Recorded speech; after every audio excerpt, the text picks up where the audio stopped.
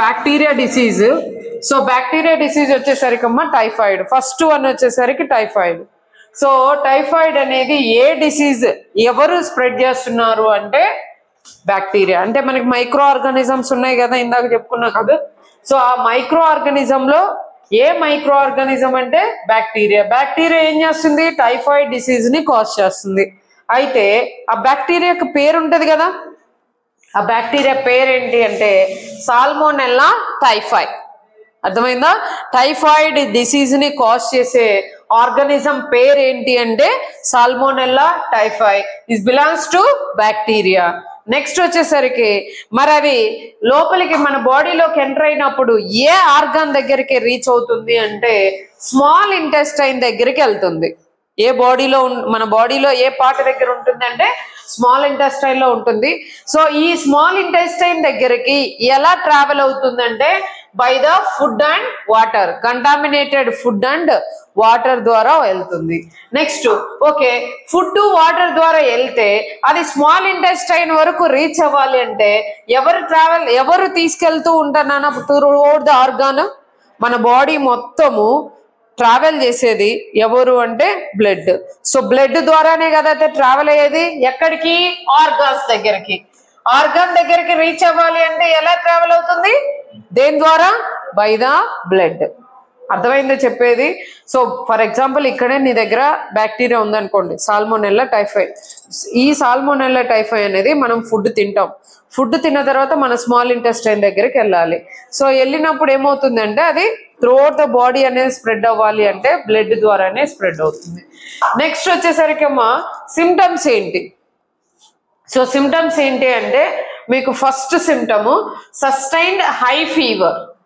So ఏమొస్తుంది మనకి? ఎక్కువగా హై ఫీవర్ వస్తుంది. ఎంత టెంపరేచర్ ఉంటుంది? 39 to 40 డిగ్రీ సెంటిగ్రేడ్. నెక్స్ట్ అలాగే వాళ్ళు టైఫాయిడ్ పర్సన్స్ ఎలా ఉంటారంట? Weakness of stomach pain.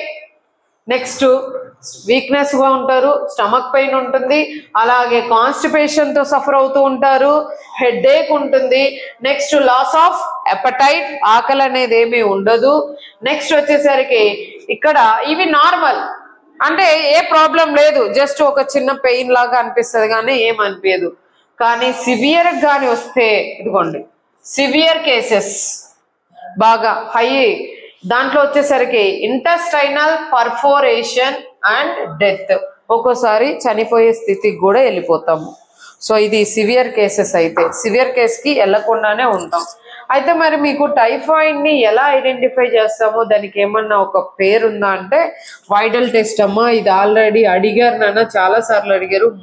Most important bit neat లో అడిగారమ్మా, ఇది ఆల్రెడీ అడిగిన బిట్టే. సో వైడల్ టెస్ట్ ద్వారా మనకి ఏ డిసీజ్ ని ఐడెంటిఫై చేస్తాము అంటే టైఫాయిడ్ డిసీజ్ ని ఐడెంటిఫై చేస్తాం. అందుకే బాక్స్ లో పెట్టా వైడల్ టెస్ట్, బాగా గుర్తుపెట్టుకోండి. ఓకే, మరి ఫస్ట్ టైము ఇది టైఫాయిడ్ ఉంది లేదు ఎవరు క్యారీ చేశారు అనే దానికి వస్తే, సో ఫస్ట్ క్యారీ చేసిన పర్సన్ ఎవరు అంటే మా Mary Mallon. So Mary Mallon వచ్చేసరికి ఏంటి అంటే ఫుడ్ ప్రిపేర్ చేసే లేడీ అంట. అర్థమవుతుందా? ఫుడ్ ప్రిపేర్ చేస్తారు కదా, వంటలు వండుతారు కదా. సో వంటలు వండే కుక్. సో ఆవిడ ఏం చేస్తుంది? ఆవిడ ఫుడ్ ప్రిపేర్ చేస్తూ మిగిలిన వాళ్ళందరికీ, ఆమె ఫుడ్ ప్రిపేర్ చేసింది కదా, ప్రిపేర్ చేసిన తర్వాత ఆ ఫుడ్ తిన్న వాళ్ళందరికీ కూడా టైఫాయిడ్ అనేది స్ప్రెడ్ అయింది. అంటే ఇది ఇన్ఫెక్టియస్ డిసీజా నాన్ ఇన్ఫెక్టియస్ డిసీజా? ఇన్ఫెక్టియసేగా. సో ఇన్ఫెక్టియస్ డిసీజ్ అమ్మా మేరీ మెల్లన్. మరి దీనికి కూడా నిక్ నేమ్ ఉంది.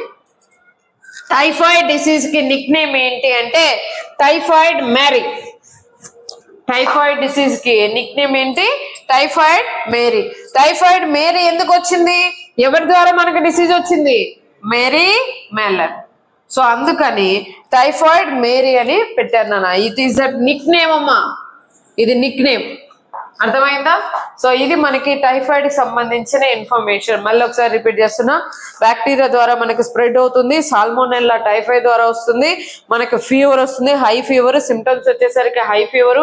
ఓకే, సిమ్టమ్స్ ముందు మనకి ఏ రీజియన్ కి రీచ్ అవుతుంది అంటే స్మాల్ ఇంటెస్టైన్ కి. కంటామినేటెడ్ ఫుడ్ అండ్ వాటర్ ద్వారా మన బాడీలో ఉన్న డిఫరెంట్ ఆర్గాన్స్ కి ట్రావెల్ అవ్వాలంటే ఎవరి ద్వారా ట్రావెల్ అవుతుంది అంటే by the blood. Next symptoms వచ్చేసరికి మనకి వీక్ గా ఉంటాము, హెడేక్ వస్తుంది, ఫీవర్ వస్తుంది, కాన్స్టిపేషన్ ఉంటుంది, హెపటైటిస్ ఉంటుంది. సో ఇవన్నీ కూడా ఏంటంటే హెపటైట్ అంటే ఏంటి, మనకి ఆకలి అనేది అని ఉండదమ్మా. సో నెక్స్ట్ సివియర్ గాని వస్తే చనిపోయే పొజిషన్ లోకి వెళ్ళిపోతాము. ఎవరి ద్వారా మనం ఐడెంటిఫై చేయగలము? టెస్ట్ పేరు ఏంటంటే వైడల్ టెస్ట్. ఓకే, ఇది టైఫాయిడ్ కి సంబంధించింది.